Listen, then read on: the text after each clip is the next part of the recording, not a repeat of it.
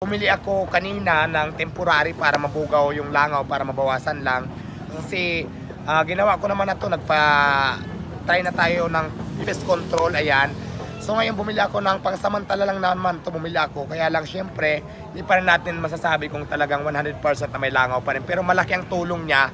Hello guys, ayan, nandito tayo ngayon sa Pasay branch na kung saan di ba pinagawa na natin ang bubong, pinasemento ko na, inayos na natin. Tapos mayroon tayong tinatawag doon na parachute. Yung parachute, ito po yung payong na malaki. Tapos sa baba nun, para hindi naman basa yung iba, naglagay pa rin tayo ng ilang pirasong tent na lang. Pero nabubungan na natin ng yero. At saka guys, di ba open air tayo, open lang yung kainan natin. So medyo talaga sa panahon ngayon, medyo malangaw. Kaya bumili ako kanina ng temporary para mabugaw yung langaw, para mabawasan lang. Kasi ginawa ko naman na to, try na tayo ng yung ang tawag doon, yung pagtanggal ng mga langaw.